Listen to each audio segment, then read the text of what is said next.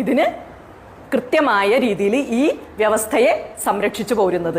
അപ്പോ പ്രായമായി വരുമ്പോൾ, വണ്ണം കൂടി വരുമ്പോൾ ഒക്കെ നമുക്ക് എന്തുണ്ടാവും? നമ്മുടെ ചലനങ്ങൾ കുറയും.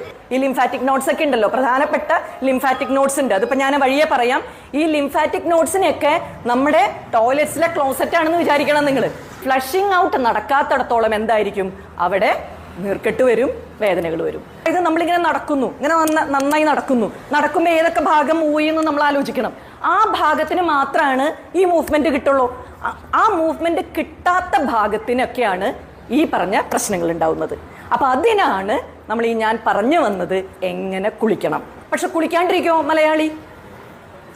മലയാളിയാണെങ്കിൽ കുളിക്കും അല്ലേ? മഴക്കാലത്ത് പോലും ഒരു നേരം കുളിക്കും, വേനൽക്കാലത്താണെങ്കിൽ 2-3 തവണ കുളിക്കും അല്ലേ? അപ്പോ നമുക്ക് ഏറ്റവും എളുപ്പ വഴി ഇന്ന് വൈകുന്നേരം കുളിക്കാൻ കയറുമ്പോൾ അല്ലെങ്കിൽ നാളെ കാലത്ത് കുളിക്കാൻ കയറുമ്പോൾ തൊട്ട് എന്ത് ചെയ്യണം? ഞാൻ ഈ പറയുന്ന മെത്തേഡിൽ അങ്ങ് കുളിക്കുക. ആ കുളിച്ചു കഴിഞ്ഞാൽ ഉറപ്പ് തരുന്നു, കാരണം അത് ഞാൻ എൻ്റെ ജീവിതത്തിൽ പരീക്ഷിച്ച്, നമ്മുടെ ഹോസ്പിറ്റലിൽ വരുന്ന പേഷ്യൻസിൽ പരീക്ഷിച്ച് ഗുണം കിട്ടാത്ത ഒന്നും തന്നെ ഞാൻ പറയില്ല. അത് ചോദിക്കുമ്പോൾ ഞാൻ അതിന് ആൻസറബിൾ ആണ്, ഉത്തരം തരാനുള്ള ആളാണ്.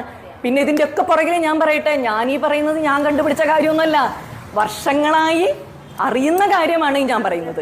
അതിനെ നിങ്ങൾക്ക് വേണ്ട വിധത്തിൽ ഞാൻ അവതരിപ്പിക്കുന്നു എന്ന് മാത്രം, അത്രയുള്ള വ്യത്യാസം. പിന്നെ മാത്രമല്ല, പല അറിവുകളും എല്ലാവരിലേക്ക് എത്താറില്ല അല്ലേ? നമ്മളിപ്പോൾ ഡോക്ടേഴ്സിനെ ഇത് കാണാൻ ചെന്നു, അവർ കുറെ മരുന്ന് എഴുതി തന്നു, ആ സമയത്ത് വേദനാ സംഹാരികൾ കഴിച്ചു മാറി.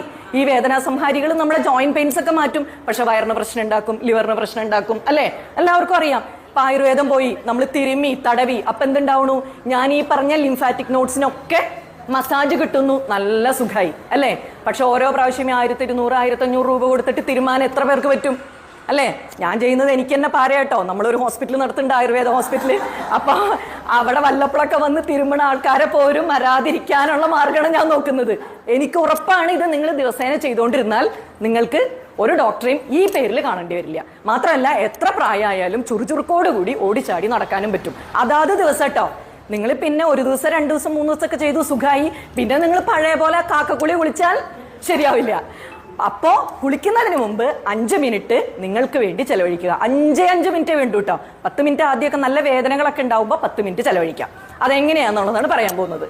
അപ്പൊ കുളിക്കാൻ ബാത്റൂമിൽ ചെന്നു, എണ്ണ തേക്കാൻ ഉദ്ദേശിക്കുന്ന ആൾക്കാരാണെങ്കിൽ ബാത്റൂമിൽ തന്നെ നിങ്ങൾക്ക് ഇഷ്ടപ്പെട്ടുള്ള ഏതെങ്കിലും എണ്ണ നിങ്ങൾ സെലക്ട് ചെയ്യുക. ബാത്റൂമിൽ വയ്ക്കാൻ ഞാൻ പറഞ്ഞില്ലേ, കോക്കനട്ട് ഓയിൽ മതി, അവണക്കെണ്ണ മതി, അല്ലെങ്കിൽ വെള്ളെണ്ണ മതി, ഏതായാലും അത് വെക്കുക. അത് അല്പം കയ്യിലെടുക്കുക. അപ്പൊ ഇതിൽ ഈ സമയത്ത് മാത്രം ധൃതി പാടില്ല കേട്ടോ. കുളിക്കാൻ ചെല്ലുമ്പോൾ നമ്മൾ എപ്പോഴും വിചാരിക്കണം, എന്ത്, ഇത് എനിക്ക് വേണ്ടിയിട്ടാണ്, ഞാൻ കുളിക്കാൻ മറന്നുപോയി, ഇനി തൊട്ട് ഞാൻ മര്യാദയ്ക്ക് കുളിക്കണം, ഈ ഒറ്റ കുളി കൂടെ എൻ്റെ അസുഖങ്ങളൊക്കെ എനിക്ക് മാറ്റിയെടുക്കാൻ പറ്റും എന്ന തോന്നൽ നിങ്ങൾക്ക് വേണം.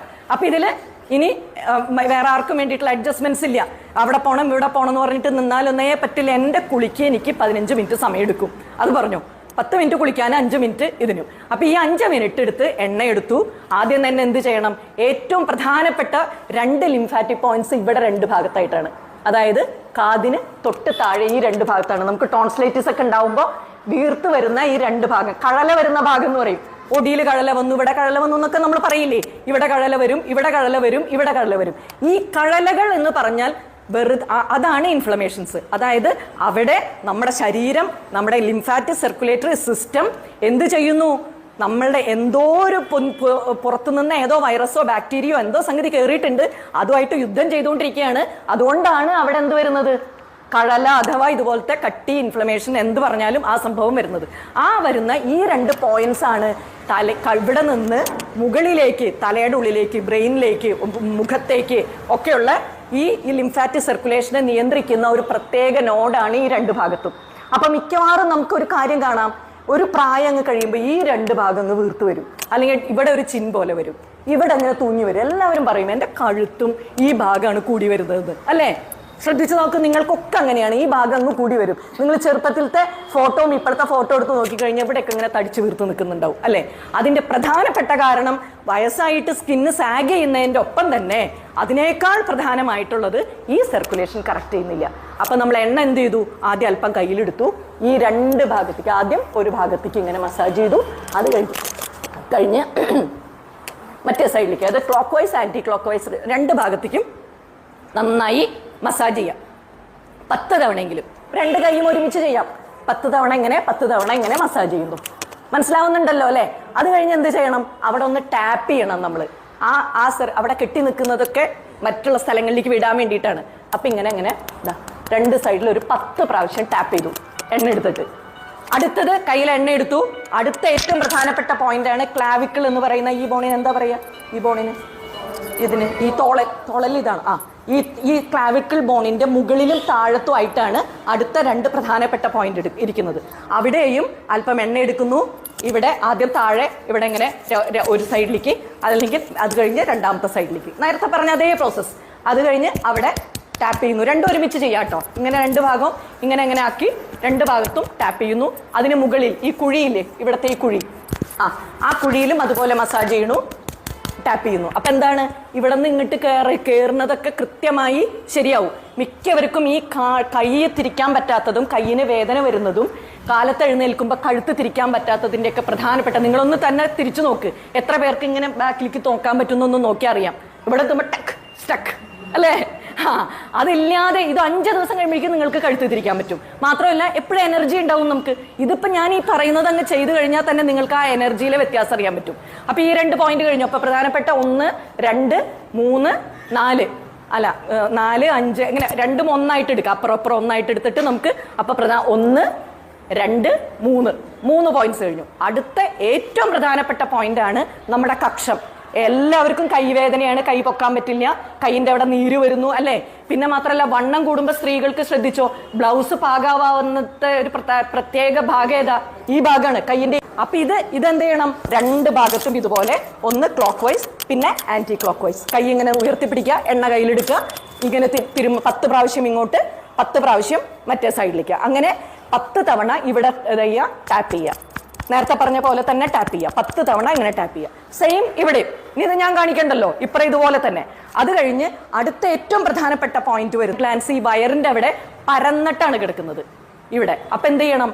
ഒന്നുകിൽ ഇങ്ങനെ കണ്ടോ, ഇങ്ങനെ മസാജ് ചെയ്യണം, ഇങ്ങനെ, അല്ലെങ്കിൽ ഇങ്ങനെ മസാജ് ചെയ്യുക, നിങ്ങൾക്ക് ഇഷ്ടമുള്ള പോലെ. ഏതായാലും clockwise and anticlockwise ഇങ്ങനെ മസാജ് ചെയ്യണു. എന്ത് ചെയ്യണു? ടാപ്പ് ചെയ്യണു. 10 പ്രാവശ്യം ടാപ്പ് ചെയ്യണു. അത് കഴിഞ്ഞ് അടുത്ത ഏറ്റവും പ്രധാനപ്പെട്ട, അപ്പോൾ വയറിൽ ഗ്യാസ്, ബ്ലോട്ടിങ്, ആ വയർ എപ്പോഴും ഒരു സുഖമില്ല, ഇങ്ങനെയൊക്കെ വിചാരിക്കുന്ന ആളുകൾ ഇത് ചെയ്തു തുടങ്ങിയാൽ ഒരാഴ്ച കഴിയുമ്പോഴേക്കും നിങ്ങൾക്ക് നല്ല റിലീഫ് കിട്ടി തുടങ്ങും. ഇനി അടുത്ത പോയിന്റാണ് ഇവിടേക്ക് ഇങ്ങോട്ട് പോകുന്നത്. ഈ ഗ്രോയിൻസ് എന്ന് പറയുന്ന ഏരിയ ഉണ്ടല്ലോ, അതായത് നമ്മുടെ ഈ തൊടയിടുക്കിലേക്ക് പോകുന്ന ഈ 2 ഭാഗത്തായിട്ടാണ് പ്രധാനപ്പെട്ട പോയിന്റ്. അവിടെ നമ്മൾ ഇതുപോലെ മസാജ് ചെയ്യണു. Clockwise and anticlockwise tap ചെയ്യണു. ഇതൊരു രസമാവും. കുറച്ച് ദിവസം കഴിഞ്ഞ് കഴിഞ്ഞാൽ എണ്ണയൊക്കെ തേച്ച് ഇങ്ങനെയൊക്കെ ടാപ്പ് ചെയ്ത് ചെറിയ കുട്ടികളെ നമ്മൾ കുളിപ്പിക്കുമ്പോൾ അവർ കാണിക്കുന്ന ആക്ഷനൊക്കെ പോലെ നമുക്കും ചെയ്യാം. അത് കഴിഞ്ഞ് ഏറ്റവും മുട്ടുവേദനയുടെ കാര്യം പറഞ്ഞു. അടുത്തതാണ് ഏറ്റവും പ്രധാനം. മുട്ടുവേദനയ്ക്ക് മുട്ടിന്റെ മുകളിലിട്ട് തേക്കും നമ്മൾ അല്ലേ, പല ബാമൊക്കെ. പക്ഷെ അവിടെയല്ല വില്ലൻ. മുട്ടിന്റെ ബാക്കില് ഈ ഭാഗത്താണ്, ഈ ഒടിഭാഗം ഉണ്ടല്ലോ, മുട്ടിങ്ങനെ മടക്കാൽ ഇങ്ങനെ കിട്ടുന്ന ആ ഭാഗത്താണ് ഈ നീർക്കെട്ട് വരുന്നത്. അവിടെയാണ് ഈ ഞാൻ നേരത്തെ പറഞ്ഞ ലിംഫാറ്റിക് ഗ്ലാൻഡ് ഇരിക്കുന്നത്. അപ്പൊ മുട്ടിന്റെ മുകളിലിട്ടിട്ട് പണിയെടുത്തിട്ട് യാതൊരു കാര്യമില്ല. മുട്ടിന്റെ അടിയിലാണ് നമ്മൾ മസാജ് ചെയ്യേണ്ടത്. മനസ്സിലായില്ലേ? നല്ല മുട്ടുവേദനക്കാരാണെങ്കിൽ എന്ത് ചെയ്യണം? ആദ്യത്തെ കുറച്ച് ദിവസങ്ങളിൽ ഇതിനെ പെട്ടെന്ന് റിലീഫ് കിട്ടാനുള്ള ഒരു മാർഗം, കുറച്ച് കല്ലുപ്പും കുറച്ച് മുരിങ്ങയുടെ ഇലയിട്ടിട്ട് ഒരു ചീനച്ചട്ടിയിലിട്ട് ഒന്ന് ചൂടാക്കിയിട്ട് ഏതെങ്കിലും ഒരു തോർത്തിലിട്ടിട്ട് മുട്ടിന്റെ മുകളിലല്ല, മുട്ടിന്റെ അടിഭാഗത്ത് ആ ചൂട് കൊടുക്കുക. അപ്പൊ മുരിങ്ങയിലേക്ക് അതിന്റെ ഗുണമുണ്ട്, അറിയാലോ. ഉപ്പിന് അതിന്റെ ഗുണമുണ്ട്, ആ നീരിനെ പെട്ടെന്ന് വലിക്കും. ആദ്യം ഒന്ന് മുട്ടുവേദന ഒരു 1-2 ദിവസം കൊണ്ട് മാറാൻ, എന്നിട്ട് വെറുതെ മുറിവെണ്ണ തേച്ച് അവിടെ ഇട്ടേക്കുക. 1 മണിക്കൂർ കഴിഞ്ഞാൽ തുടച്ചു കളഞ്ഞു. ഇത് ചെയ്താൽ പെട്ടെന്ന് മുട്ടുവേദന മാറും, അപ്പോഴുള്ള മുട്ടുവേദന മാറും. പിന്നെ നമ്മൾ ഈ പറഞ്ഞ പണി ചെയ്യണം, ഈ മസാജിങ് ആൻഡ് ടാപ്പിംഗ്. അപ്പൊ ഈ പറഞ്ഞ പോലെ ഈ മുട്ടിന്റെ ഈ 2 ഭാഗത്തും ഇങ്ങനെ ആക്കിയാലും മതി കേട്ടോ. Clockwise anticlockwise വേണമെന്നില്ല. ഇതൊരു 20 തവണ ചെയ്യണം, കണ്ടോ? കാരണം നിങ്ങൾക്കൊക്കെ മുട്ടുവേദന ഉള്ളതുകൊണ്ട് 20 തവണ. ഈ 20 തവണ ചെയ്തിട്ട് ഇവിടെയും ഇതുപോലെ ടാപ്പ് ചെയ്യാം. മനസ്സിലായില്ലേ?